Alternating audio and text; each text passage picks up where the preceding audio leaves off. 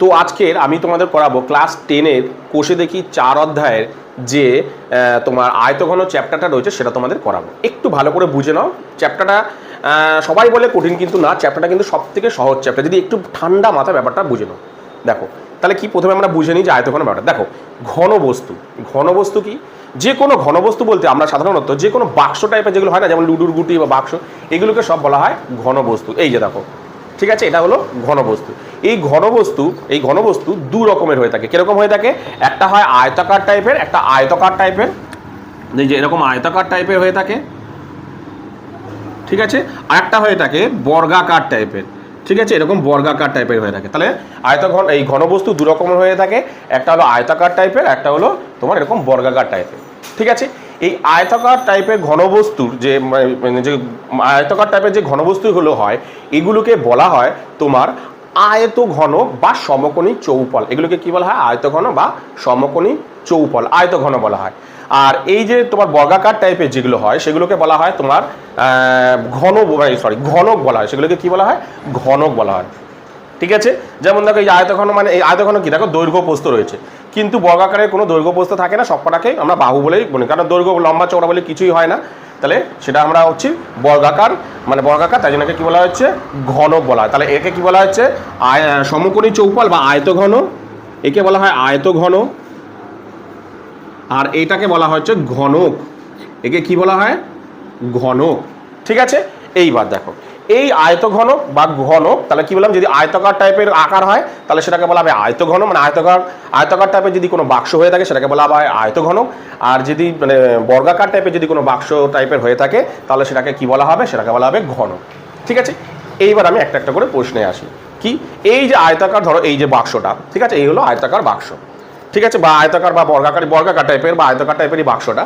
এই বাক্সটার ভালো করে দেখো কটা তল আছে, কটা তল, এই তলগুলোকে বোঝা না, এরকম কটা তল আছে, ভালো করে দেখো। আমি দিচ্ছি, দেখো তল সংখ্যা। ধরো এই যে তোমার আয়তঘনটা রয়েছে, মানে এই যে ঘনবস্তুটা রয়েছে, এই ঘনবস্তুর যে কোনো ঘনবস্তুর কটা তল থাকে, ভালো করে দেখো কটা তল আছে, ভালো করে লক্ষ্য করে দেখো কটা তল আছে। দেখো 1 2 3 4 5 6, কটা তল আছে? দেখো 6টা তল। কটা করে দেখো, 1 2 3 4 5 6, টোটাল কটা তল আছে? 6টা তল। তাহলে তল সংখ্যা কটা হলো? যে কোনো আয়ত ঘনবস্তুর ঘনকের মানে যে কোনো ঘনবস্তুর তল সংখ্যা কটি? 6টি। কটি হলো তল সংখ্যা? 6টি, ঠিক আছে। এইবার হচ্ছে ধার সংখ্যা।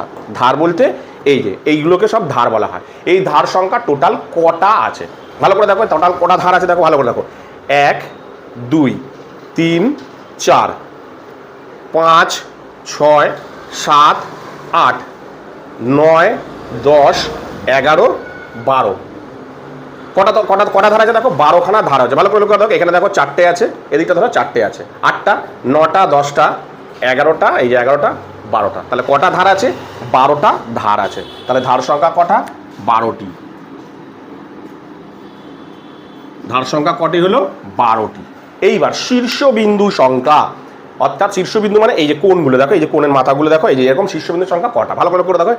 1 2 3 4 5 6 7 8, টোটাল কটা শীর্ষবিন্দু আছে? টোটাল 8টা কিন্তু শীর্ষবিন্দু আছে। এগুলো কিন্তু শর্ট কোশ্চেনে কিন্তু আসে, 8টি তাহলে শীর্ষবিন্দু সংখ্যা আছে। তাহলে যে কোনো ঘনবস্তু ধার সংখ্যা কটা, তল সংখ্যা কটি?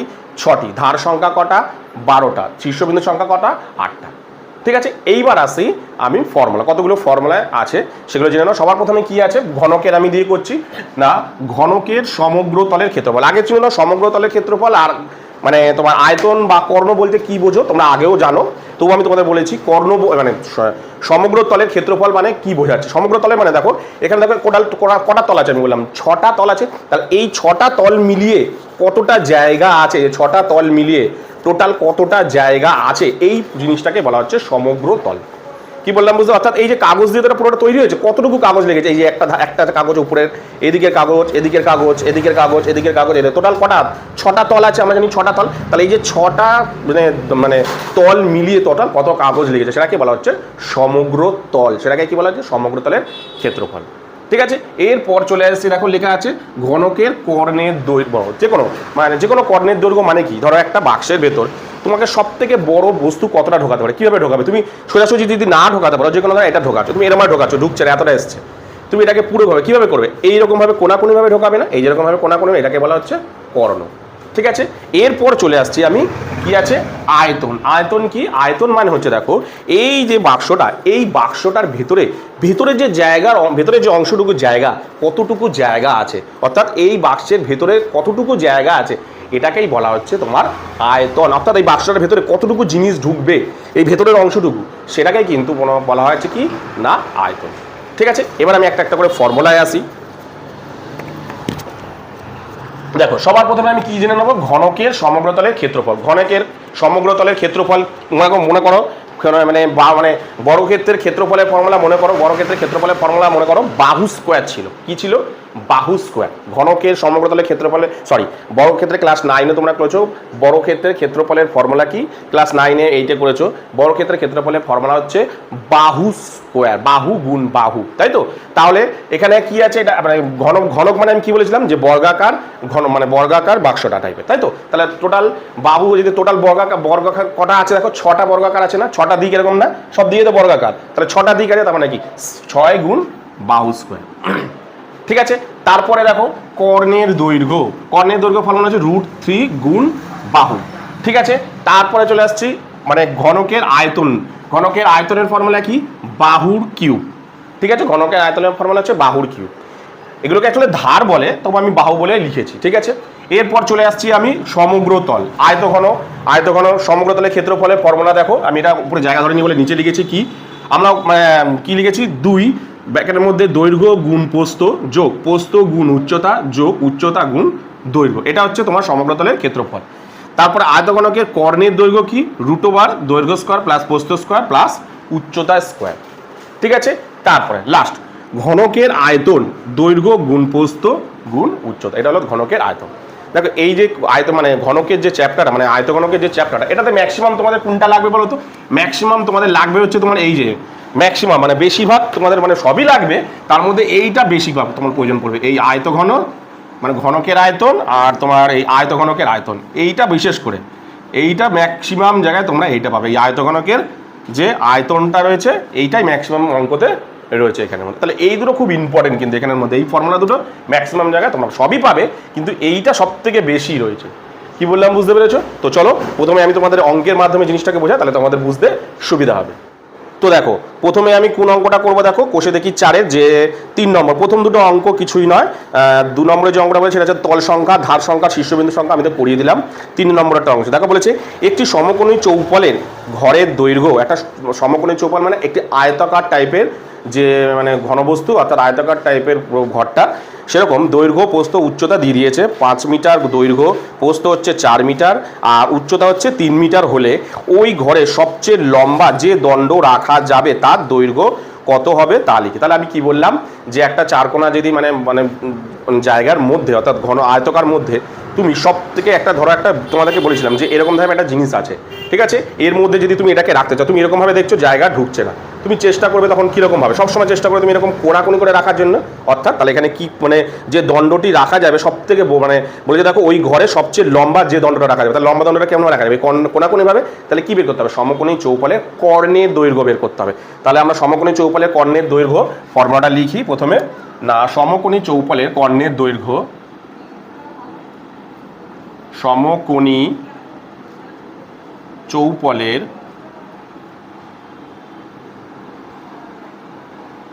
কর্ণের দৈর্ঘ্য, ঠিক আছে, সমকোণী চৌপলের কর্ণের দৈর্ঘ্য। একটু ঠান্ডা মাথা অঙ্কগুলো করবে, খুব একটা কঠিন হবে না। ফর্মুলাটা মনে করো কি বলে লিখেছিলাম, যে দৈর্ঘ্য স্কোয়ার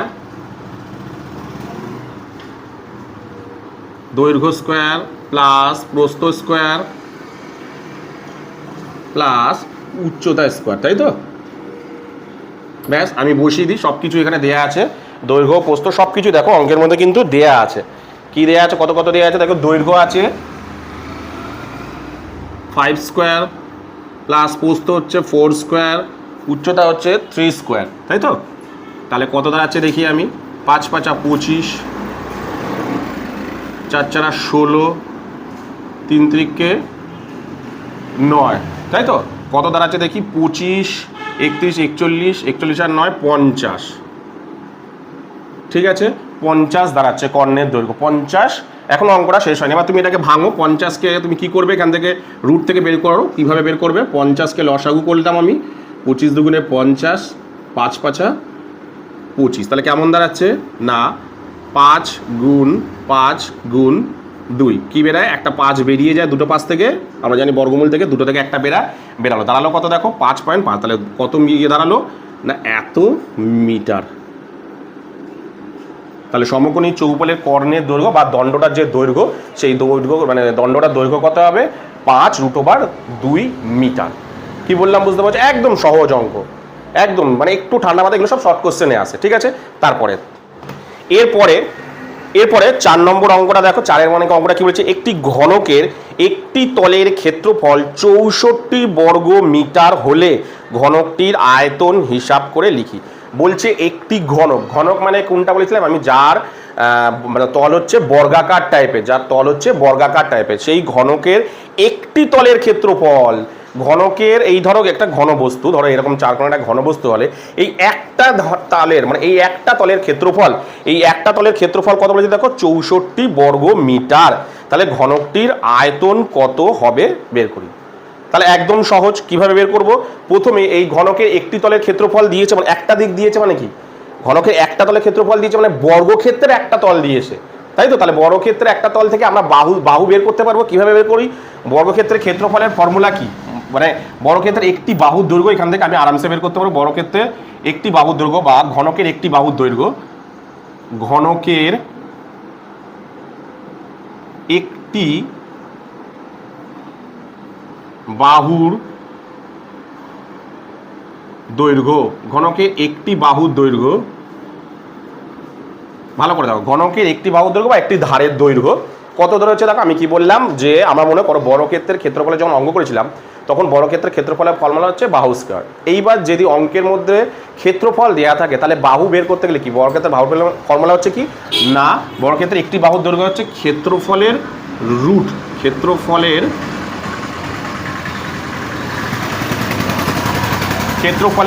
রুট, ঠিক আছে? তাহলে এখানেও তাই করি, 64কে রুট করি আমরা, 64কে যদি রুট করি তাহলে দাঁড়াবে কত? এটা 8, অর্থাৎ 8 কি আছে? মিটার আছে তো, 8 মিটার।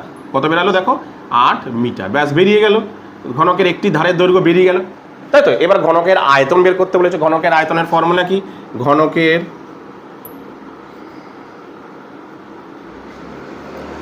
আয়তনের ঘনকের আয়তন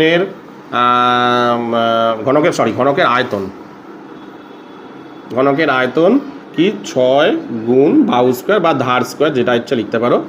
তাহলে 6 গুণ 8, সরি আয়তন বলেছে তোদের, ভুল লিখলাম, বাহুর কিউব।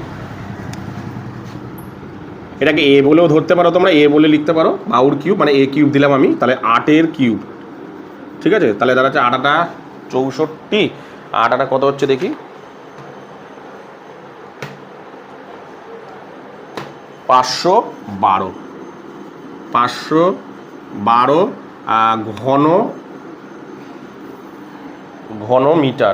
ঘন মিটার। অবশ্যই ঘন মানে তোমরা জানো যে আয়তনের একক হচ্ছে অবশ্যই ঘন দেবে, কিন্তু ঘন মিটার। আর বর্গক্ষেত্রের কি হচ্ছে? ক্ষেত্রফলে কি হয়? বর্গ হয়। কি বললাম বুঝতে পারছো? একদম এগুলো কিন্তু সব মানে এইগুলো ম্যাক্সিমামই এমসিকিউতে বা এসএকিউতে এই অঙ্কগুলো ম্যাক্সিমাম আসে, একদম সহজ।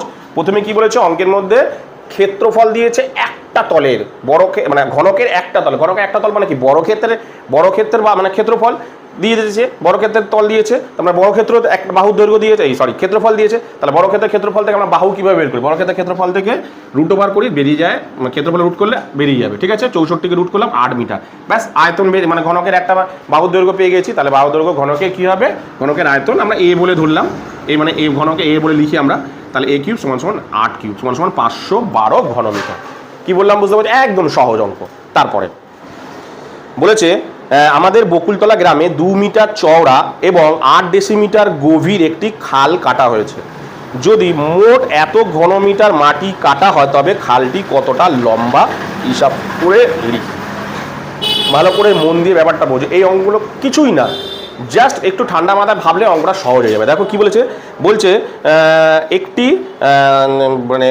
একটি বকুলতলা গ্রামে, আমাদের বকুলতলা গ্রামে 2 মিটার চওড়া 8 চওড়া মানে দৈর্ঘ্য 2 মিটার দৈর্ঘ্য 8 ডেসিমিটার উচ্চতা বিশিষ্ট একটি খাল কাটা হয়েছে। যদি মোট ওই খাল থেকে টোটাল মাটি বেরিয়েছে, মানে খাল থেকে মাটি বেরিয়েছে কত, 240 ঘনমিটার, তাহলে খালটি কতটা লম্বা চওড়া ছিল, 2 মিটার চওড়া, প্রস্থ দিয়েছিল, তাহলে খালটি কতটা লম্বা মানে দৈর্ঘ্য কত তোমাকে বের করতে বলেছে, তাই তো। তাহলে সবার প্রথমে আমি এখানের মধ্যে কি দিয়ে আনি, খালটির লম্বাটা দিয়ে আনি, আমি ধরে নিচ্ছি খালটির লম্বা ধরি, খালটির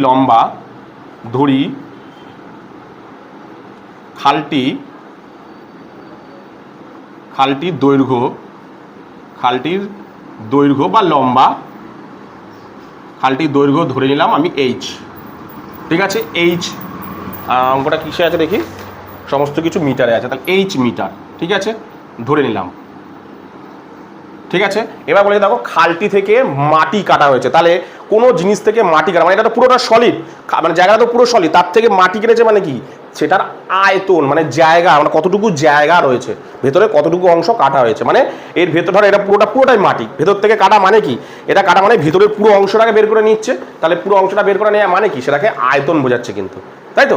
তাহলে সবার প্রথমে কি করব, কতটা মাটি কাটা হয়েছে দেখো বলে দিয়েছে 240 ঘনমিটার, তার পরিমাণটা বলে দিয়েছে, মানে আয়তনটা বলে দিয়েছে, তোমাকে তোমার অনুযায়ী আগে আয়তন বের করে নেবে। যখন এই ধরনের অঙ্কগুলোতে খেয়াল রাখবে, অঙ্কের মধ্যে কোনো একটা যখন দেখবে কোনোটা কিছু দেওয়া নেই, দৈর্ঘ্য প্রস্থ বা উচ্চতা বা বাহুর দৈর্ঘ্য, এগুলো যদি না দেওয়া থাকে, একটা উত্তর দেওয়া থাকবে, হয় সমগ্র তলের ক্ষেত্রফল, হয় কর্ণের দৈর্ঘ্য, না হলে তোমার আয়তন, এগুলো দেওয়া থাকবে।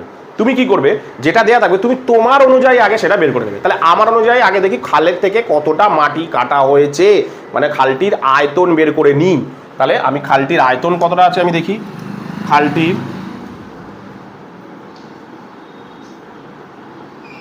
আয়তন, ঠিক আছে, খালটির যেহেতু দৈর্ঘ্য প্রস্থ উচ্চতা দিয়েছে, তাহলে এটা আয়তঘনকার মানে আয়তঘন, ঠিক আছে। তাহলে খালটির আয়তন মানে আয়তঘনকের ক্ষেত্রফলের আয়তঘনকের আয়তনের ফর্মুলা কি, দৈর্ঘ্য গুণ প্রস্থ গুণ উচ্চতা। আমি লিখে দিচ্ছি তোমাদের ফর্মুলাটা, দৈর্ঘ্য গুণ প্রস্থ গুণ উচ্চতা। একটু ঠান্ডা মাথায় অঙ্কগুলো ভাববে, কোনো অঙ্কই কঠিন মনে হবে না। তাহলে দৈর্ঘ্য অঙ্কের মধ্যে দেখো দেয়া আছে কত, দৈর্ঘ্য দেয়া আছে 2 মিটার, দৈর্ঘ্য দেয়া আছে কত 2 মিটার, প্রস্থ দেয়া আছে কত, দেখো প্রস্থ দেয়া আছে দেখো এখানে 8 ডেসিমিটার, যেহেতু সব কিছু মিটারে আছে তাহলে ডেসিমিটারটাকেও মিটারে নিয়ে যাবো। ডেসিমিটারটাকে মিটারে নিয়ে যেতে গেলে কি করতে হবে, দৈর্ঘ্য তো দেয়া নেই, দৈর্ঘ্য এইচ, প্রস্থ দেয়া আছে, আমি প্রস্থটাকে মিটারে নিয়ে যাচ্ছি, মিটারে নিয়ে গেলে 10 দিয়ে ভাগ করতে হবে।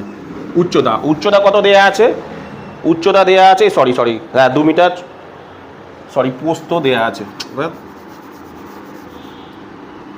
দৈর্ঘ্য এইচ, প্রস্থ হচ্ছে তোমার 2, আর উচ্চতা হচ্ছে, তাহলে উচ্চতাকে মিটার থেকে ডেসিমিটার নিয়ে 8/10। এটাকে কাটাকুটি করবে, দেখ কাটাকুটি করার দরকার তুমি এই অনুযায়ী করে দেবে, ঠিক আছে। কাটাকুটি করলেও হয়, কিন্তু কাটাকুটি করে বেকার সময় নষ্ট। তাহলে লিখে দিচ্ছি আমি কত বেরালো, এত ধরে নিলাম, এত ঘন মিটার। তাহলে তোমার অনুযায়ী খালটি থেকে মাটি কাটা হয়েছে এটা, তোমার অনুযায়ী খালটির আয়তন মানে খালটি থেকে মাটি কাটা হয়েছে তোমার এত পরিমাণ, ওদের অনুযায়ী কত মাটি কাটা হচ্ছে 240, আর দুটোই তো সমান কথা, তাই তো। তাহলে দুটোই তো সমান কথা, তাহলে আমরা লিখতে পারি শর্তানুসারে,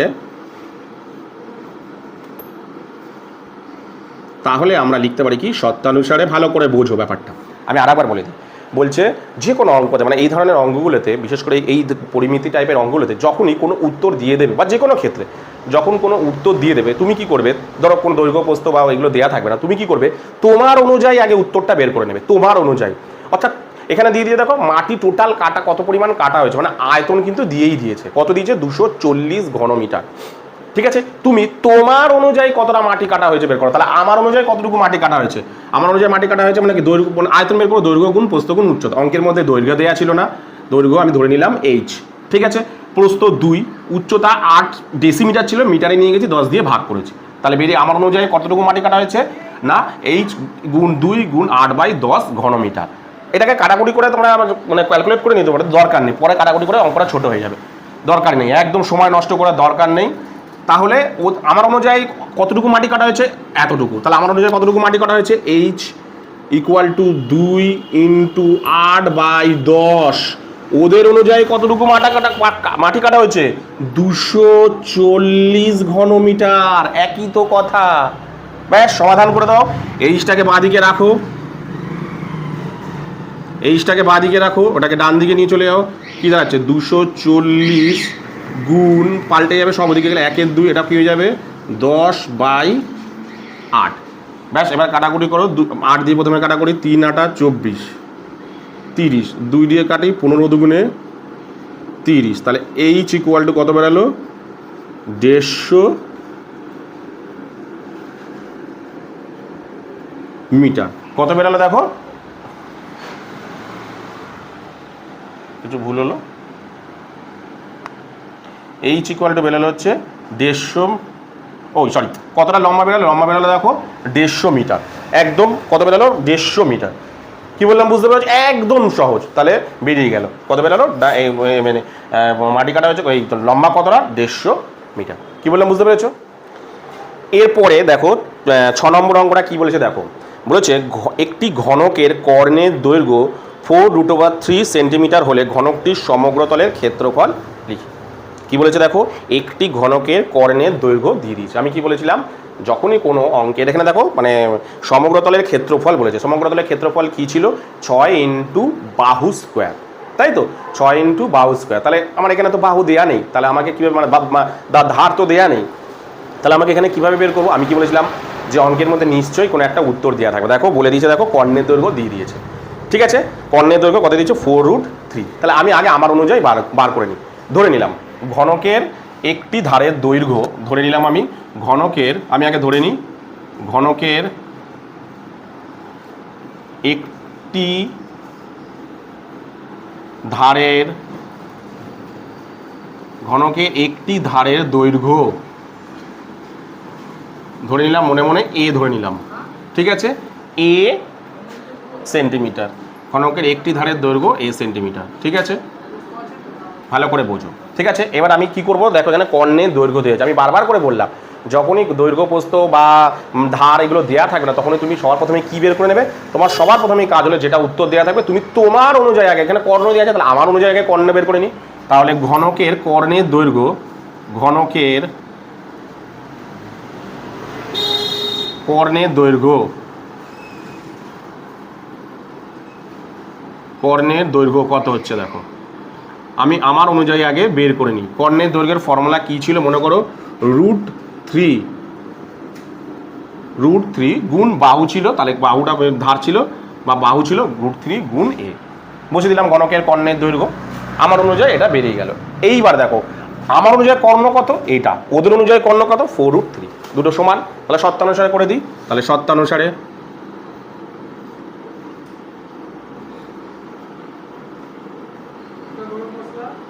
তাহলে আমার অনুযায়ী ফর্মুলা হচ্ছে, মানে এইটা দাঁড়াচ্ছে কত, কর্ণের দৈর্ঘ্য √3 গুণ এ, ওদের অনুযায়ী দাঁড়াচ্ছে কত, 4√3।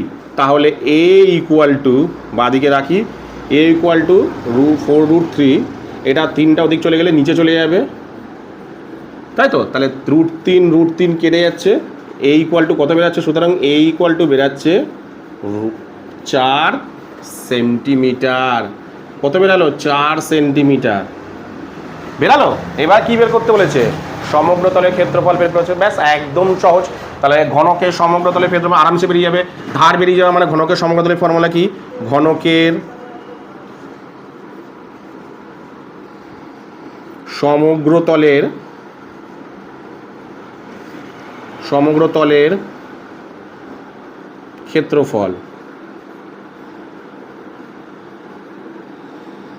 কি ছিল, 6 গুণ কি ছিল, বাহু স্কোয়ার মানে এ স্কোয়ার, তাই তো, 6 গুণ এ স্কোয়ার, আমি এ স্কোয়ার লিখলাম, এই যে এ স্কোয়ার মানে কত, 6 গুণ 4 স্কোয়ার দাঁড়াচ্ছে কত, 6 আর 4 4 16, দাঁড়াচ্ছে 6 16 96 বর্গ, ক্ষেত্রফল তো বর্গ সেমি, 96 বর্গ সেমি। একদম সহজ অঙ্ক। কত দাঁড়ালো? 96 বর্গ সেমি। কি বললাম বুঝতে পেরেছো? কত দাঁড়ালো? 96 বর্গ সেমি। একদম একদম সহজ অঙ্ক। একটু ঠান্ডা মাথায় বুঝবে, যখনই অঙ্ক খেয়াল রাখবে যে অঙ্কের মধ্যে কি উত্তর দেওয়া আছে, তুমি সেই অনুযায়ী উত্তর বের করবে। মানে দেখবো অঙ্কের মধ্যে যদি দৈর্ঘ্য প্রস্থ বা এগুলো কিছু না দেওয়া থাকে, তাহলে অঙ্কের মধ্যে নিশ্চয়ই কোনো একটা উত্তর দেওয়া আছে। মানে তো উত্তর দেওয়া আছে, কি দেওয়া আছে কেন? কর্ণের দৈর্ঘ্য দেওয়া আছে। ঠিক আছে, ভালো কথা। তাহলে আমি আমার অনুযায়ী আগে কর্ণ বের করি। আমি প্রথমে ধরে নিলাম দৈর্ঘ্য, ধারের দৈর্ঘ্য একটা এ, ঘনকের কর্ণের দৈর্ঘ্য, তাহলে এটা ওদের উত্তরটাও দিয়ে দিচ্ছে, তাহলে ওদের সাথে শর্তানুসারে করলাম। দাঁড়ালো কত? এখানে বাদিকে রাখলাম, এরকম দাঁড়ালো a = 4। ব্যাস, সমগ্র কর্ণ পেয়ে গেই, তোমার ধার পেয়ে গেছি, মানে বাহু পেয়ে গেছি, মানে ফর্মুলা পেলাম 6 গুণ a²। ব্যাস, 6 গুণ 4 স্কোয়ার, তাহলে 6 4 4 16, 6 গুণ 16 96 বর্গ সেমি। কি বললাম বুঝতে পেরেছো? এর পরের অঙ্কটা দেখো, কত নম্বর দেখো? 7 নম্বর অঙ্কটা। ভালো করে বোঝো অঙ্কটা। ঠিক আছে, অঙ্কটা বলেছে দেখো, একটি ঘনকের ধারগুলির দৈর্ঘ্যের সমষ্টি, একটি ঘনকের ধারগুলির, ভালো করে শোনো, একটি ঘনকের ধারগুলির দৈর্ঘ্যের সমষ্টি 60 সেন্টিমিটার হলে ঘনকটির ঘনফল হিসাব করুন। কি বলেছে? ঘনকের, একটি ঘনকের সমস্ত ধারগুলি, ধার সংখ্যা কত? ঘনকের ধার সংখ্যা কটা ছিল? ঘনকের, মনে করে দেখো, ঘনকের মানে ঘনকের ধার সংখ্যা বা যে ইয়ের ধার সংখ্যা কটা ছিল? ধার সংখ্যা ছিল কটা? টোটাল ছিল, মনে করে দেখো, ঘনকের যে ধার সংখ্যা ছিল হচ্ছে কটা ছিল জানো? 12টি। ঘনকের ধার সংখ্যা ছিল হচ্ছে 12টি ধার সংখ্যা ছিল, তাই তো? ঘনকের ধার সংখ্যা ছিল কটা? 12টি, তাই তো? এখানে তাহলে কি বলেছে দেখো, বলেছে ঘনকে এই সমস্ত টোটাল 12টা ধারের, 12টা মানে ধারের সমষ্টি হচ্ছে কত? 60 সেন্টিমিটার। ঘনকের সমগ্রতলে তো নাকি, ঘনকের সমগ্রতলের ক্ষেত্রফলের ফর্মুলা কি? 6 গুণ ধারের দৈর্ঘ্য স্কোয়ার, তাই তো? মানে ঘনকের একটি ধারের দৈর্ঘ্য স্কোয়ার মানে বাহু স্কোয়ার। তাহলে ঘনকের বাহু স্কোয়ার মানে কি? ঘনকের ধার সংখ্যা বা বাহু সংখ্যা কটা? মানে যে কোনো ধার হবে 12টা। তাহলে একটা ধারের সংখ্যা ঐকিক নিয়মে আমরা বের করি। আমার ততগুলো নিয়ে দরকার, আমার একটা ধার বেরিয়ে গেলেই তোমার এর মান বেরিয়ে গেলেই তোমার হয়ে যাবে। তাহলে আমি লিখি ঐকিক নিয়মে যে ঘনকে একটি ধারের সংখ্যা, ঘনকের কি দেওয়া আছে? ঘনকের এখানে দেওয়া আছে 12টি, ঘনকের 12টি ধারের সংখ্যা, 12টি ধারের সংখ্যা কটা দেয়া আছে? 12টি ধারের সমষ্টি, তাই তো? 12টি ধারের সমষ্টি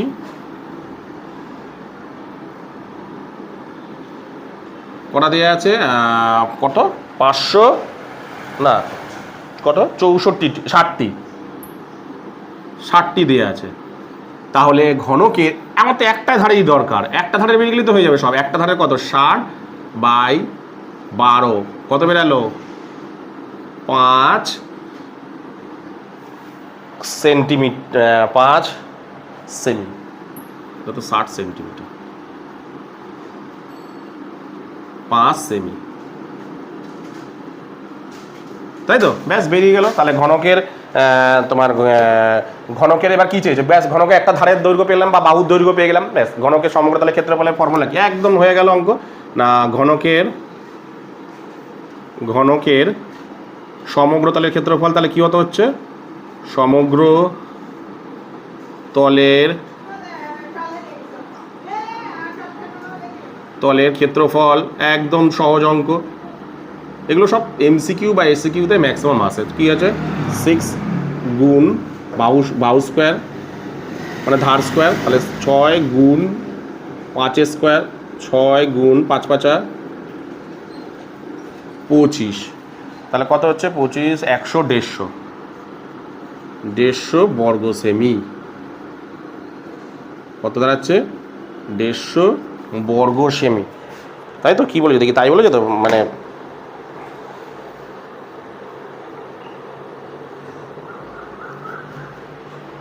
ঠিক আছে, সমগ্রতলের ক্ষেত্রফলই তো বের করলাম। ওহো,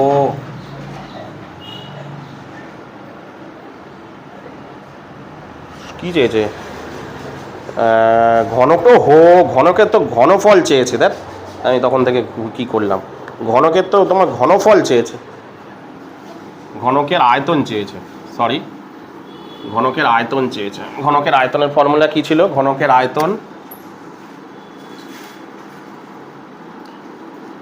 আয়তন হচ্ছে এ কিউব বা বাহুর কিউব, তাই তো?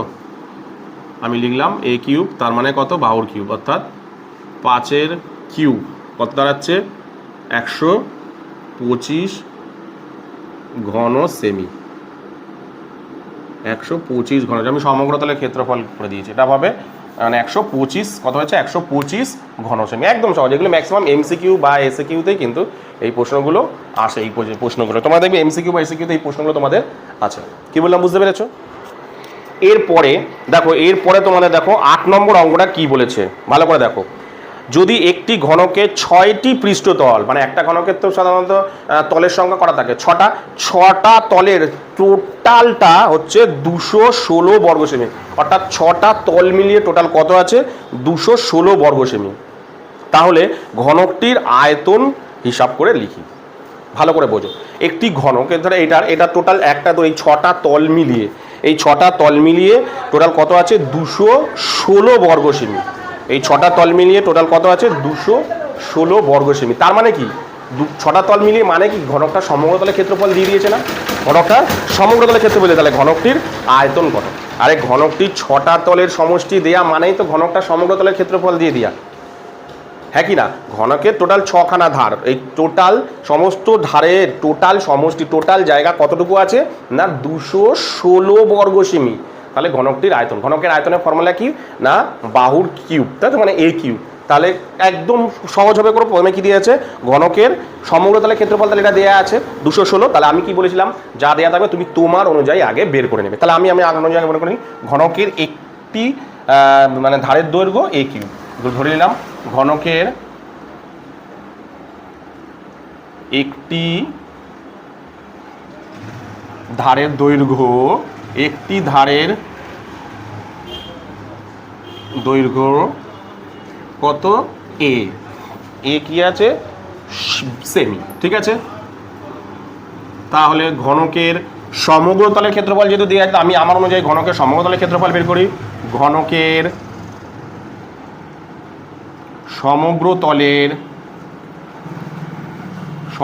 তলের ক্ষেত্রফল,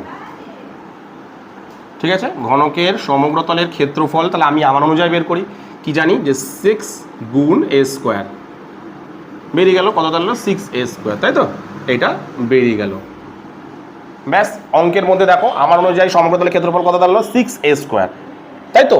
এবার অঙ্কের মধ্যে উত্তর দিয়ে দিয়েছে কত দেখো? 216 বর্গ সেমি। তাহলে আমি শর্তানুসারে করে দিই, শর্তানুসারে করে দিই।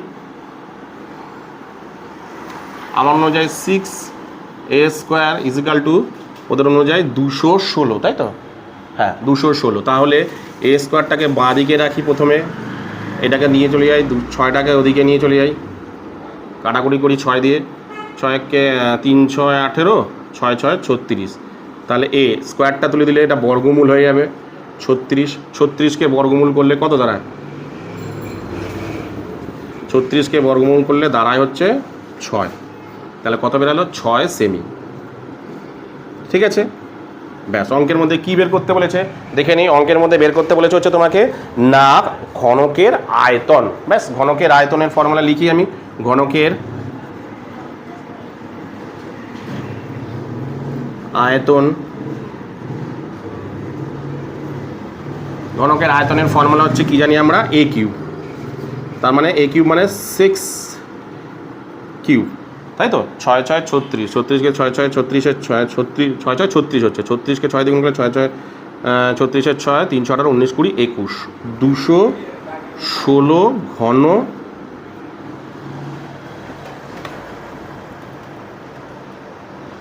ঘন সেমি। কত দাঁড়ালো? 216 ঘন সেমি। একদম, আমি আবার বললাম, যখনই এই ধরনের অঙ্কগুলো থাকবে সবসময় দেখবে যে অঙ্কের মধ্যে কি দেয়া আছে। যদি দৈর্ঘ্য প্রস্থ উচ্চতা বা ধার এগুলো না দেওয়া থাকে, অঙ্কের মধ্যে কি দেয়া আছে? অঙ্কের মধ্যে দেয়া আছে দেখো সমগ্র তলের ক্ষেত্রফল। তাহলে তুমি তোমার অনুযায়ী আগে সমগ্র তলের ক্ষেত্রফল বের করো। আমি আমার অনুযায়ী সমগ্র তলের ক্ষেত্রফল বের করলাম এটা। তাহলে ওদেরও দেয়া আছে, ওদের আমার অনুযায়ী এটা, ওদের অনুযায়ী ওটা। বেরিয়ে গেল এ মানে কি? ধারটা বেরিয়ে গেল, ঘনকের একটি ধারের দৈর্ঘ্য। ব্যাস, একটি ধারের দৈর্ঘ্য ফর্মুলা কি? এ কিউব মানে ধারের কিউব, তাহলে 6 কিউব। তাহলে দাঁড়ার কত? 216 বর্গ, 216 বর্গ সেমি, এই সরি ঘন সেমি। কি বললাম বুঝতে পেরেছো? ব্যাস। এরপরে তোমাদের 9 নম্বর অঙ্কটা দেখো কি বলেছে। 9 নম্বর অঙ্কটা কি বলেছে দেখো, বলেছে একটি সমকোণী চৌপলের আয়তন, বলছে একটি সমকোণী চৌপল, সমকোণী চৌপল মানে আয়তাকার কিন্তু তার তলগুলো, কিন্তু কি বললাম বুঝতে পেরেছো, একটি সমকোণী চৌপলের আয়তন দিয়েছে 432 ঘন সেমি। ধরো এরকম একটা সমকোণী চৌপল আছে, আমি শুধু একটা ধারি আঁকছি, এরকম ধরো আছে, এটা ধরো সমকোণী চৌপল, একটা ধারি আঁকছি আমি, ঠিক আছে, মানে একটা তল আঁকলাম, ঠিক আছে। এরকম একটা সমকোণী চৌপল আছে যার আয়তন দিয়ে দিয়েছে, মানে এরকম ধরনের ধরো বাক্সটার মধ্যে আয়তন দিয়েছে 432 ঘন সেমি। ভালো কথা। তাকে সমান আয়তন বিশিষ্ট দুটি ঘনকে পরিণত করা হলো। এবার একে আমি দুটি সমান করলাম, মানে পুরো মাঝখান থেকে একে আমি ভাগ করে দিলাম, ঠিক আছে। তাহলে দুটোকে যখন সমান করে দিলাম, দুজনেরই আয়তন কি হয়ে গেল, দুটো ঘনক তৈরি হয়ে গেল, দুটো সমান বিশিষ্ট ঘনক তৈরি হয়ে গেল। হওয়ার পর এবার বলেছে যে প্রতিটি ঘনকের প্রত্যেক ধারের দৈর্ঘ্য সহজ, একদম সহজ। তাহলে দেখো প্রথমে কি করেছে, দেখো একটা সমকোণী চৌপল ছিল, এই সমকোণী চৌপলকে কি করলাম আমি, দুটো ভাগে ভাগ করলাম, করে কি তৈরি হলো, একটা ঘনক তৈরি হলো, তাই তো। তাহলে ঘনক তৈরি হওয়ার ফলে কি তৈরি, মানে ঘনক তৈরি হয়েছে, তাহলে দুটো ঘনকের থেকে একটা ঘনকের মান বের করে দেবো। তাহলে আমি লিখি যে সমকোণী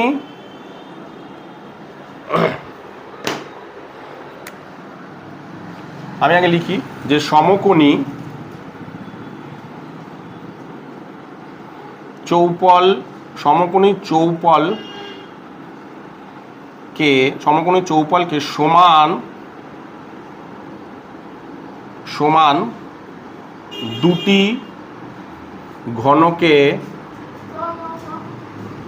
ঘনকে পরিণত করলে,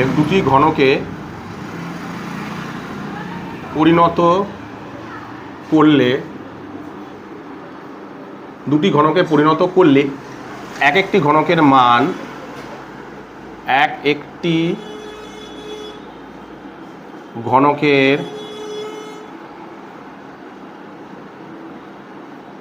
আয়তন,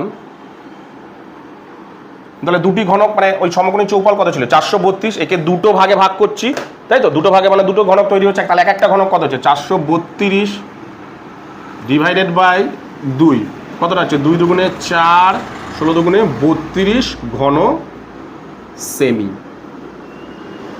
দেখো 32 ঘন সেমি বেরিয়ে গেল, দুটো ভাগ করলাম, এক একটা কত বেরিয়ে গেল দেখো, তাহলে একটা ঘনকের কত বেরিয়ে গেল, মুছে দিলাম, তাহলে এক একটা ঘনকের বেরালো কত, দেখো একটা ঘনকের বেরিয়ে গেছে কত, 216 ঘন সেমি। ব্যাস, তার মানে কি, এবার বুঝে গেলাম যে ঘনকের আয়তন দিয়ে দিয়েছে। ব্যাস, আমি আমার অনুযায়ী একটা ধারের দৈর্ঘ্য বের করতে বলেছে, তাহলে আমি ধরে নিই ঘনকের একটি ধারের দৈর্ঘ্য, তাহলে ধরি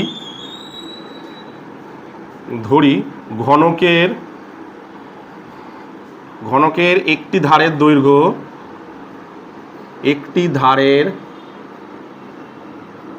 দৈর্ঘ্য, ধরে নিলাম আমি মনে মনে যে একটি ধারের দৈর্ঘ্য হচ্ছে এ সেমি, ঠিক আছে।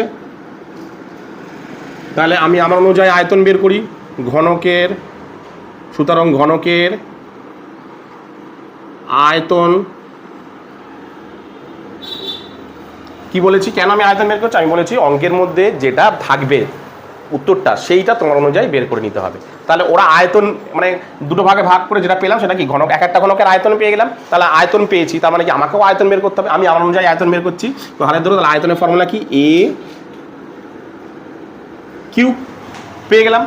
তাহলে আমার অনুযায়ী ঘনকের আয়তন কত, এ কিউব, ওদের অনুযায়ী ঘনকের আয়তন কত, ওদের অনুযায়ী ঘনকের আয়তন কত, এই যে 216, তাহলে কি হবে সত্যানুসারে হবে, তাহলে সত্যানুসারে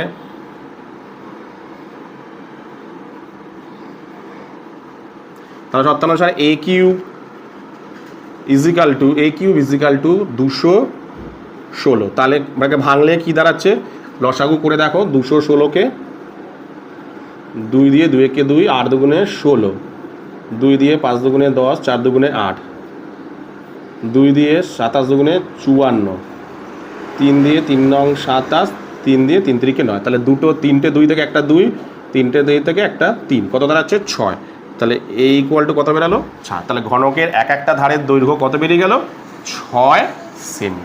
কি বললাম বুঝতে পারছো, ঘনকের তাহলে এক একটা ধারের দৈর্ঘ্য কত বেরিয়ে গেল, 6 সেমি। বারবার করে বলছি, এখানে এই যে করাচ্ছি না, পুরো 1 থেকে তোমাদের যে 10 নম্বর পর্যন্ত যে অঙ্কগুলো আছে না, এইখান থেকে এই অঙ্কগুলো ম্যাক্সিমাম এমসিকিউ আর এসিকিউতে তোমরা পাবে, মানে পাবেই একটা এরকম একটা ব্যাপার, মানে এমসিকিউ এসিকিউতে তোমরা পাবে, তোমাদের যখন টেস্ট পেপার বা মাধ্যমিকের সময় একটা পাবেই এইখান থেকে। মানে এমসিকিউ বা এসএকিউতে। কি বললাম বুঝতে পেরেছো? তো এরপরে দেখো 10 নম্বর অঙ্কটা দেখো। এই 10 নম্বর অঙ্কটা কিন্তু মানে প্রচুর আসে, মানে এক বছর অল্টারনেট করে আসে এরকম ব্যাপার। এই যে 10 নম্বরের অঙ্কটা কি বলে দেখো, একটি ঘনকের প্রতিটি বাহুর দৈর্ঘ্য 50% কমানো হলো। একটা ঘনকের তার বাহুর দৈর্ঘ্য বাহুকে 50% কমানো হলো। মূল ঘনক এবং পরিবর্তিত ঘনকের ঘনফলের অনুপাত কি হবে তা হিসাব করে দেখি। মানে আগে কমানোর আগে পর্যন্ত যে ঘনক, মানে মূল ঘনক মানে কি, যে মেন ঘনকটা ছিল প্রথমে বা কমানোর আগে পর্যন্ত যে ঘনকটা ছিল তার, এবং কমানোর পর যে ঘনকটা তৈরি হয়েছে, এই দুজনের আয়তনের অনুপাত তোমার কাছে চেয়েছে। কি বললাম বুঝতে পেরেছো? তাহলে আমি দুজনেরই আগে আয়তন বের করে নিই, প্রথমে আগে ধরে নিই ঘনকের একটি বাহুর দৈর্ঘ্য। ধরে নিই প্রথমে আমি ধরি ঘনকের একটি বাহুর দৈর্ঘ্য একক। ঠিক আছে, তাহলে ঘনকের আয়তন কত হচ্ছে, মূল ঘনক এটা ধরো, ঘনকের প্রথমে আর কি আয়তন কত হলো দেখো, আমরা জানি কি ফর্মুলা কি, এ কিউব, এত ঘন সেমি, ঘন একক সরি, এত ঘন একক হলো। এইবার বলেছে দেখো, এবার ঘনকের বাহুটাকে, মানে ঘনকের যে বাহু তাকে কত পার্সেন্ট কমিয়েছে, 50% কমিয়ে দিয়েছে। তাহলে 50% যদি কমে তাহলে ঘনকের বাহুটা তো কমেই যাচ্ছে, কত কমছে, তাহলে ঘনক মানে ঘনকের লিখতে হবে ঘনকের বাহুর দৈর্ঘ্য 50% কমালে, এত পার্সেন্ট কমালে ঘনকের বাহুর দৈর্ঘ্য হবে,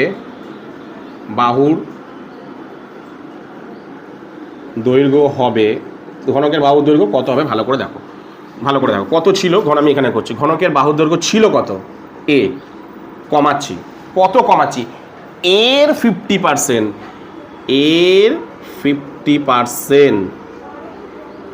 এর 50% কিন্তু আমি কমাচ্ছি। ভালো করে দেখো, ঘনকের বাহুর দৈর্ঘ্য ছিল কত, এ, কমাচ্ছি কত, এর 50%, তাই তো?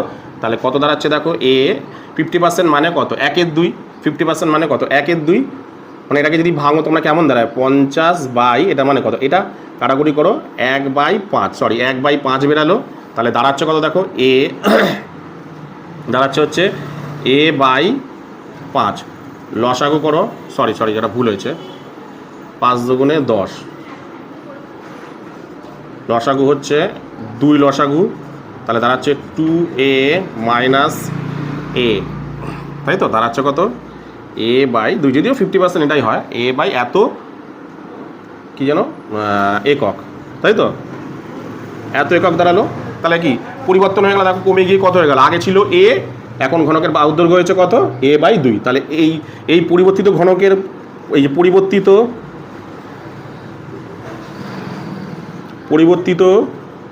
ঘনকের, এই ঘনকের আয়তনটা কত হচ্ছে, তাহলে কি ফর্মুলা কি, এ কিউব, তাই তো? তার মানে এ কিউব মানে a/2 কিউব, কত দাঁড়াচ্ছে এটা, অর্থাৎ এ কিউব বাই 2 4 4 দুগুণে 8 দাঁড়ালো। ঠিক আছে, এইবার কি বলেছে ভালো করে দেখো, এইবার বলেছে বেরালো এই দুজনের অনুপাত কত। তাহলে মূল ঘনক আমি এইখানটায় করছি, তাহলে মূল ঘনক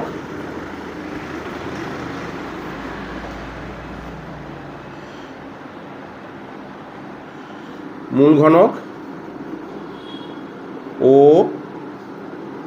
পরিবর্তিত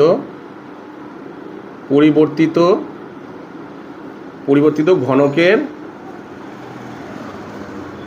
অনুপাত, দুজনের অনুপাত বের করি।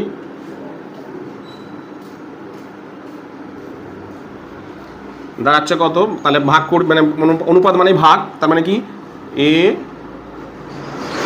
মূল ঘনক a divided by, sorry a cube divided by a cube by, তাহলে ভালো করে লক্ষ্য করে দেখো কী দাঁড়াচ্ছে, আমি মানে ভাগ করলাম, আমি কি দাঁড়াচ্ছিলাম, মূল ঘনক ও পরিবর্তিত ঘনকের অনুপাত কি, ওটাতে এটা ভাগ করতে হয় মূল ঘনককে, এই যে মূল ঘনকটাকে মূল যে ঘনক আছে, এই যে মূল ঘনককে আমি কি করছি, পরিবর্তিত ঘনক দিয়ে কি করছি, ভাগ করছি, তাই তো। তাহলে দাঁড়ালো কত দেখো, আমরা কি জানি এটাকে কিভাবে তোমার ক্যালকুলেট করবো কিভাবে, এটা মানে ভাগ চিহ্ন, ভাগ চিহ্ন আমরা এটাকে কিভাবে করি, আমরা করি a কিউব, এটাকে গুণ দিলে এটা পাল্টে যায়, পাল্টে গিয়ে কী হয়ে যায় 8/a কিউব। তাহলে a কিউব কেটে যাচ্ছে, দাঁড়াচ্ছে কত 8/1, তাহলে অনুপাত দাঁড়াবে কত 8:1। তাহলে অ্যান্সার দাঁড়ালো কত, মূল ঘনক এবং পরিবর্তিত ঘনকের অনুপাত দাঁড়ালো কত 8:1। কি বলো, এই অঙ্কটা প্রচুর দেখবে, টেস্ট পেপারে প্রচুর জায়গায় পাবে, তোমরা যখন টেস্ট পেপারে দেখবে প্রচুর জায়গায়, এবং মাধ্যমিকে মানে 1 বছর অন্তর অন্তর আসে এরকম একটা ব্যাপার থাকে, এই অঙ্কটা থাকেই, মানে এই অঙ্কটা এরকম একটা অঙ্ক। কি বললাম বুঝতে পেরেছো? তো এরপরে দেখো 11 নম্বর অঙ্কটা দেখো কি বলেছে দেখো, একটি সমকোণী চৌপল আকারের বাক্স, সমকোণী চৌপল মানে আয়তাকার বাক্স যে হয় সেগুলো, তার দৈর্ঘ্য প্রস্থ উচ্চতা দিয়েছে, কিন্তু অনুপাতে দিয়েছে দেখো 3:2:1। যখনই অনুপাতে ধরেছে তখন তোমাকে কিন্তু ধরে নিতে হবে, এবং ইহার আয়তন দিয়ে দিয়েছে। এবারে আয়তন ধরে দিয়ে দিয়েছে, আমি কি বলেছিলাম, যদি আয়তন দেওয়া থাকে তাহলে দৈর্ঘ্য প্রস্থ উচ্চতা দেওয়া আছে, একটু অন্যরকমভাবে দেওয়া আছে, যাই হোক তোমাকে ধরতেই হবে। এবার বলেছে বাক্সটির সমগ্রতলের ক্ষেত্রফল কত হবে তোমাকে হিসাব করতে বলেছে, বাক্সটির সমগ্রতলের ক্ষেত্রফল তোমার কাছে চেয়েছে। তাহলে প্রথমে দেখো অঙ্কটার মধ্যে কি দেওয়া আছে, আয়তন দেওয়া আছে, তাহলে তুমি তোমার অনুযায়ী আয়তন বের করো আগে, তাহলে তোমাকে ধরে নিতে হবে যে সমকোণী চৌপল আকার বাক্সের দৈর্ঘ্য, সমস্ত কিছু তোমাকে ধরে নেবে যে সমকোণী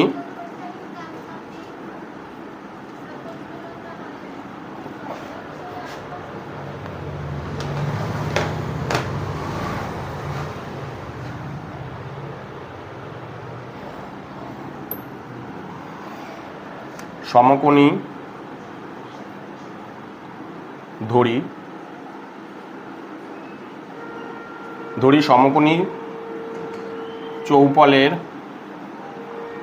সমকোণী চৌপল আকারের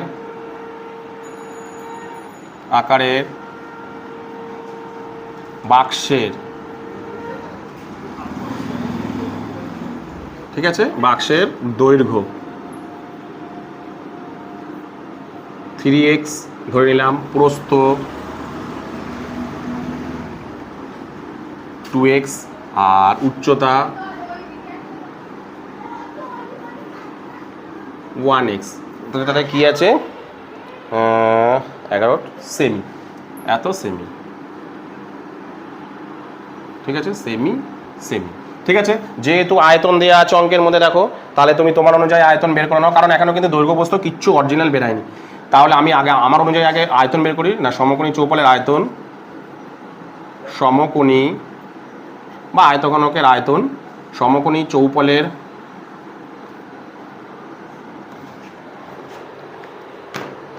পেনগুলো একটু ডিস্টার্ব করছে, সমকোণী চৌপলের আয়তন, আয়তনের ফর্মুলা কি ছিল, সমকোণী চৌপলের দৈর্ঘ্য গুণ প্রস্থ গুণ উচ্চতা। তাহলে দৈর্ঘ্য আমি ফর্মুলা লিখে করছি তোমাদের, দৈর্ঘ্য গুণ কি ছিল, প্রস্থ গুণ উচ্চতা, ঠিক আছে। তাহলে দৈর্ঘ্য কত ছিল, দৈর্ঘ্য ছিল 3x গুণ 2x গুণ 1x, তাহলে দাঁড়াচ্ছে কত দেখো 3 দুগুণে 6, 6x কিউব দাঁড়াচ্ছে কিন্তু, ঠিক আছে, 3x কিউব। তাহলে আমার অনুযায়ী উত্তর আয়তন বেরালো কত 6x কিউব ঘন সেমি। ওদের অনুযায়ী উত্তর অঙ্কের মধ্যে দেওয়া আছে দেখো 384 ঘন সেমি। তাহলে ওদের অনুযায়ী বের করি, সমকোণী চৌপল শর্তানুসারে আমার অনুযায়ী আয়তন কত বেরোলো এইটা, ওদের অনুযায়ী দেওয়া আছে 384 ঘন সেমি। তাহলে শর্তানুসারে করে দিই, শর্তানুসারে, ঠিক আছে। তাহলে ফর্মুলা কি ছিল, 6x কিউব ইকুয়াল টু 384। তাহলে x cube is equal to 384 divided by 6, কাটাকুটি করি, 6 6 34, 4 6 24। তাহলে এক্স কিউবটাকে তুলে দিই, 64কে যদি আমি ভাঙি, 64কে যদি ভাঙি কত দাঁড়ায় দেখি, 2 দিয়ে 32 দুগুণে 64, 2 দিয়ে 16, 4 হবে, 16 দুগুণে বহু করে দেখাই তোমাদের, 2 দিয়ে 8 দুগুণে 16, 2 দিয়ে 4 দুগুণে 8, 2 দিয়ে 2 দুগুণে 4, তাহলে 3টে থেকে হবে, তাহলে কত বেরোবে 4 বেরানো। তাহলে এক্স ইকুয়াল টু 4 বেরালো। তাহলে দৈর্ঘ্য প্রস্থ উচ্চতা তাহলে কত হচ্ছে দেখো, তাহলে আমি লিখি দৈর্ঘ্য সমান সমান আমি এখানে করে দিচ্ছি, এখানে লিখেছি। তাহলে দৈর্ঘ্য কত হচ্ছে দেখো, দৈর্ঘ্য ছিল কত 3x ছিল, তাহলে 3 গুণ 4 কত হচ্ছে 3 4 12, প্রস্থ 2 গুণ কত ছিল প্রস্থ বেরা এক্স কত 4, 4 দুগুণে 8, উচ্চতা ছিল 1 কত হচ্ছে 4, কত বেরালো 4 সেমি, বেরিয়ে গেল সব কিছু। ঠিক আছে, এইবার কি চেয়েছে দেখো, এইবার চেয়েছে সমগ্র তলের ক্ষেত্রফল। তাহলে আমি সমগ্র তলের ক্ষেত্রফলে লিখি না, সমকোণী চৌপালের সমগ্র তলের ক্ষেত্রফল লিখি আমি সমকোণী। আচ্ছা এই এক্সটাকে এখানে কি তাহলে জায়গাটা একটু লাগবে, এখানে একটু জায়গা লাগবে, এখানে 4টা লিখি একটু জায়গা পাওয়া যাবে।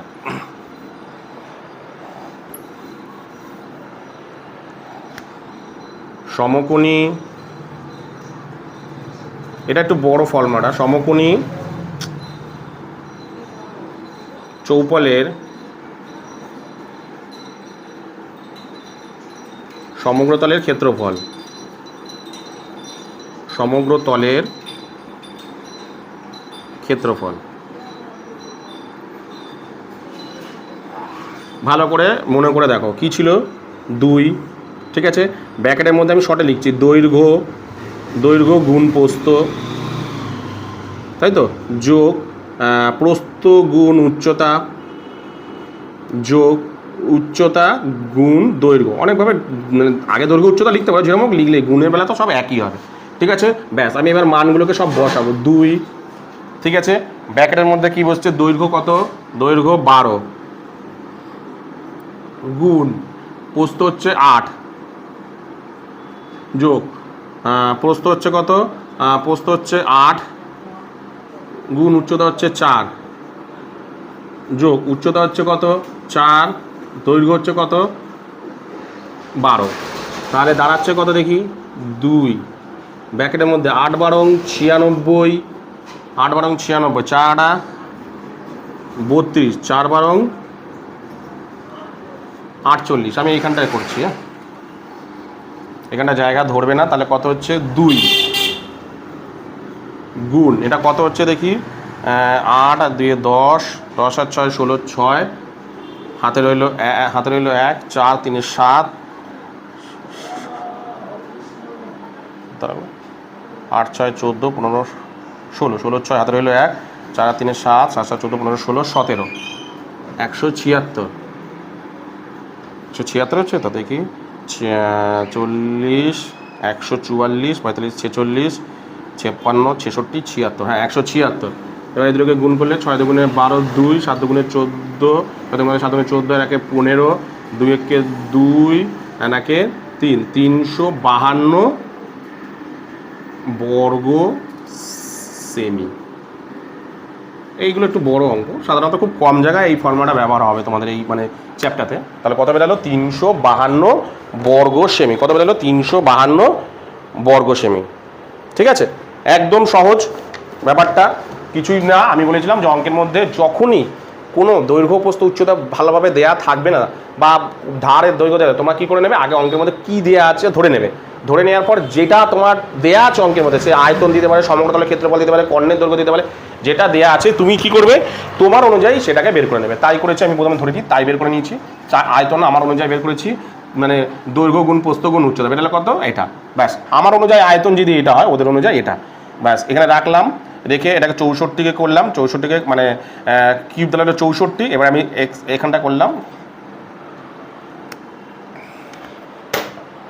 তাহলে এক্স ইকুয়ালটা আমার কত বেরিয়েছিল 4 বেরিয়েছিল, কারণ কিউব 64 কিউব করেছি 4 বেরিয়েছে, ব্যাস। এবার আমি এখানে দৈর্ঘ্য বেরিয়ে গেল, তাহলে 4 এক্সের মান বেরিয়ে গেল, মানে কত এক্সের জায়গায় মান বসিয়ে দিলাম, এই যে 3 গুণ এক্সের জায়গায় মান 3 4 12, 4 2 8, 4 1 4, ব্যাস সমগ্র তলের ক্ষেত্রফলের ফর্মুলা বসিয়ে বেরিয়ে গেল 352 বর্গ সেমি। কি বললাম বুঝতে পেরেছো? তো এরপরে দেখো তোমাদের যে 12 নম্বর অঙ্কটা আছে সেটা দেখো, খুব ইম্পর্টেন্ট অঙ্ক। এই যে এইরকম জায়গা থেকে মানে 11 থেকে সব মানে বড় প্রশ্নতে আসে 5 নম্বরে।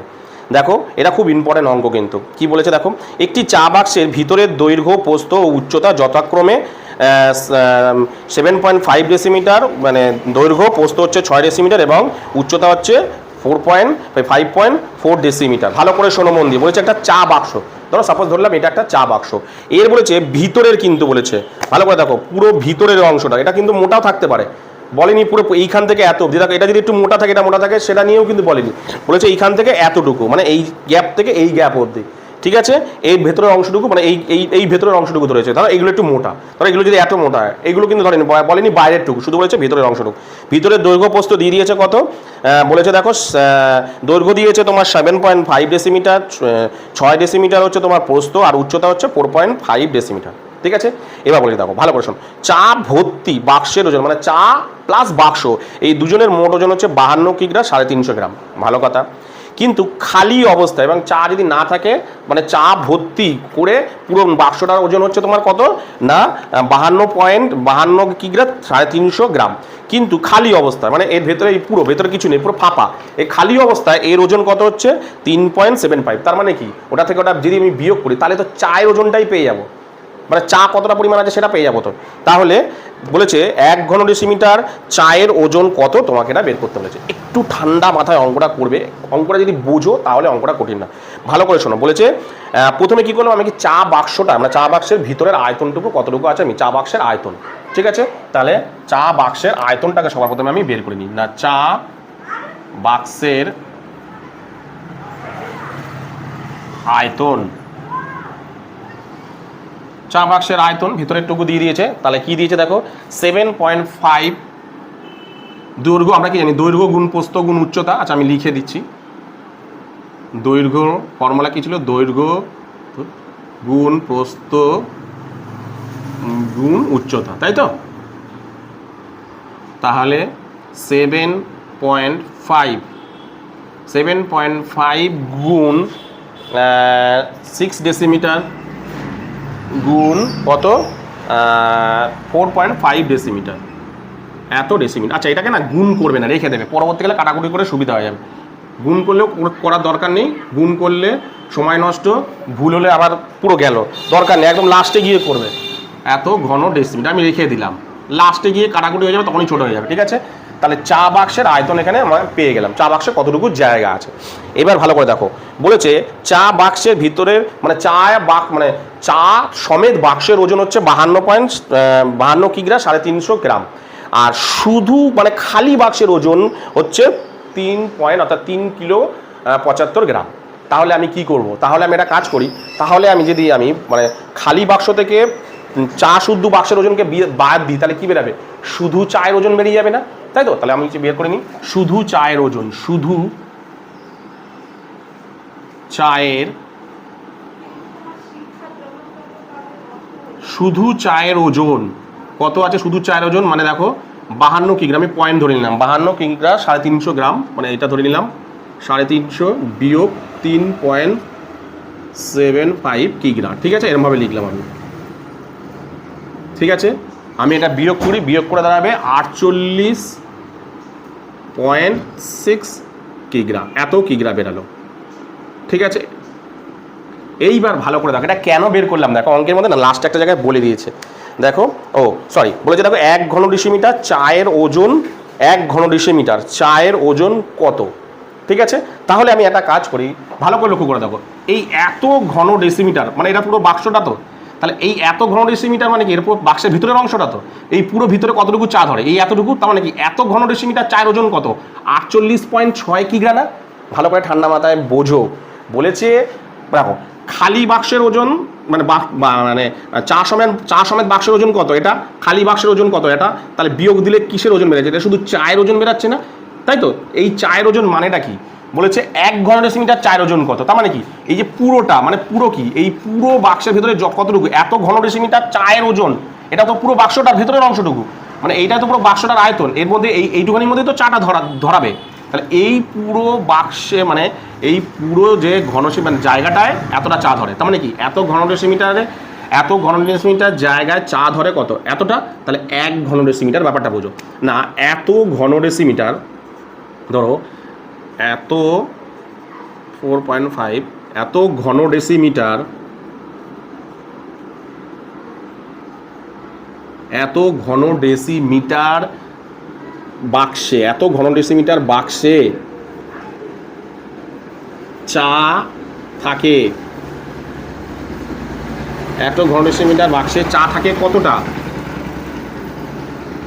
বা ওজন কত, 48 এত ঘনডেসিমিটার চা, বা এত ঘনডেসিমিটার চায়ের ওজন, এত ঘনডেসিমিটার চায়ের ওজন, ভালো করে বোঝাচ্ছি দেখো, এত কিগ্রা, ঠান্ডা মাথায় ভাবো না। দেখো এটা হচ্ছে কি শুধু চায়ের ওজন, শুধু চায়ের ওজন এটা। আর এইটা মানেটা কি, এটা মানে পুরো যে বাক্সের যে ফাঁপা অংশটা, অর্থাৎ এই বাক্সের যে ভিতরের যে ফাঁপা অংশটা, এর ওজন মানে এর পরিমাণটা, তার মানে এইটার মধ্যেই তো চাটা ধরে। তার মানে কি এই এত ঘনডেসিমিটারের মধ্যেই তো এতটা চা ধরে। তার মানে কি এত ঘনডেসিমিটারের মধ্যে যদি এতটা চা ধরে, তাহলে বলেছে 1 ঘনডেসিমিটারের মধ্যে, অর্থাৎ 1 ঘনডেসিমিটারের মধ্যে কতটা চা ধরবে। তাহলে কি আরো কম ধরবে, তাহলে ভাগ হবে। তাহলে 48.6 ডিভাইডেড বাই 7.5 গুণ 6 ইন্টু 5.4 হলো। এবার কাটাকুটি করি, কেন কাটাকুটি করতে সুবিধা হবে। এবার আমি কাটাকুটি করি একটা একটা করে, ঠিক আছে। প্রথমে এই পয়েন্টটা তুললাম, পয়েন্টের জন্য এখানে একটা 10 চলে আসলো, হলো। এই পয়েন্টটা তুললাম, এখানে একটা 10 চলে আসলো, বোঝার জন্য তোমাদের করছি। এই পয়েন্টটা তুললাম, এখানে একটা 10 চলে আসলো, হলো। 0 0 কাটা, ভালো করে আস্তে আস্তে করবে। এবার 6 দিয়ে আমি কাটছি, 6 দিয়ে যদি এটা কাটি, 6 দিয়ে 6 6টা 48, 6 কে 6, ঠিক আছে। তারপরে কাটছি হচ্ছে 9 দিয়ে, 9 দিয়ে 6 নং 54, 9 নং 81, ঠিক আছে। 3 দিয়ে যাচ্ছে, ফের 3 দিয়ে 3 দুগুণে 6, 3 তিরিকে 9 হলো। 2 দিয়ে এটা কাটো, 5 দুগুণে 10 হলো।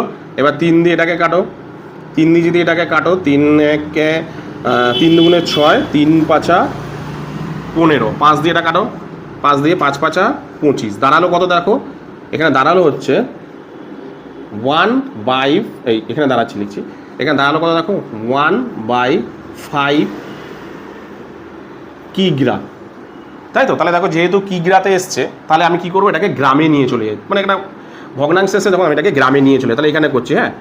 এত কিগ্রাকে আমরা কি যাই, কিলোগ্রামকে গ্রামে নিয়ে যেতে গেলে কত দিয়ে গুণ করতে হবে, 1000 দিয়ে গুণ করতে হবে। তাহলে 1000 দিয়ে গুণ করি, 5 দুগুণে 10 কত হচ্ছে 200, তাহলে দাঁড়ালো কত দেখো 200 গ্রাম। তাহলে 1 ঘনডেসিমিটার চায়ের ওজন কত হচ্ছে 200 গ্রাম। একটু ভালো করে অঙ্কটা বুঝে নাও, আমি আরও একবার বলে দিচ্ছি। বলেছে দেখো একটা চা বাক্স, মানে একটা বাক্সের মধ্যে সমকোণী চৌবল বাক্সের দৈর্ঘ্যপ্রস্থ উচ্চতা দিয়ে দিয়েছে ভেতরের। বলেছে এইবার ওই চা বাক্সেতে পুরো চা আর বাক্স সমেত টোটাল ওজন হচ্ছে 52, টোটাল ওজন হচ্ছে 52 কিগ্রা, 350 গ্রাম। শুধু মানে খালি বাক্সের ওজন, হচ্ছে 3 কিগ্রা 75 গ্রাম, বা 3.75 কিগ্রা, ঠিক আছে। তাহলে কি করব, আমি যদি পুরো মানে চা সমেত বাক্স থেকে যদি খালি বাক্সটা বাদ দিই, তাহলে কি পড়ে থাকবে, যেটা পড়ে থাকবে সেটা শুধু চায়ের ওজন, সেটা তো শুধু চায়ের ওজন। এবার তোমাকে উত্তর চেয়েছে যে 1 ঘনডেসিমিটার চায়ের ওজন কত। তার মানে ভাবো এই যে চাটা আছে, এই চাটা কত পরিমাণ আছে, কতটার কার মধ্যে আছে, এই বাক্সটার মধ্যে, বাক্সটার আয়তন কত, বাক্সটা কতটা জায়গা আছে, এই এতটুকু জায়গার মধ্যে, অর্থাৎ এই যে জায়গাটার মধ্যেই তো, অর্থাৎ এই জায়গাটার মধ্যেই তো চাটা আছে, এই এতটুকু জায়গার মধ্যেই তো এই চাটা আছে, একই না, এই এতটুকু জায়গার মধ্যে এই চাটা কিন্তু আছে। তার মানে এটা কি, তার মানে এত ঘনডেসিমিটার চায় ওজন, মানে এত ঘনডেসিমিটার চায়ের ওজন কত 48 পয়েন্ট এত কিগ্রা। তাহলে 1 ঘনডেসিমিটারের দরকার, তাহলে 1 ঘনডেসিমিটার চায়ের ওজন কত কম হবে, তাই জন্য ভাগ করলাম। কাটাকুটি করে দাঁড়ালো কত 1/5 কিগ্রা। এটাকে কিছু নিয়ে চলাম আমরা, যেহেতু ভগ্নাংশ আছে তাই এটাকে আমি কি নিয়ে গেলাম, গ্রামে নিয়ে গেলাম। গ্রামে নিয়ে যেতে গেলে কি করতে হয়, সবসময় 1000 দিয়ে গুণ করতে, 1000 দিয়ে গুণ করলাম, কাটাকুটি করলাম, কত বেরালো 200 বেরালো।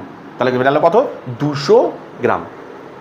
কি বললাম বুঝতে পেরেছি, একটু ভালো করে অঙ্কগুলো বুঝবে, অঙ্কগুলো কিচ্ছু কঠিন মনে হবে না, একদম সহজ মনে হবে। কি বললাম বুঝতে পেরেছো? তো যাই হোক, আজকের মতো ভিডিওটা আমি এখানেই শেষ করবো, চলে আসবো আমি পরবর্তী পার্ট নিয়ে। তো আজকের মতো ভিডিওটা আমি এখানেই শেষ করবো।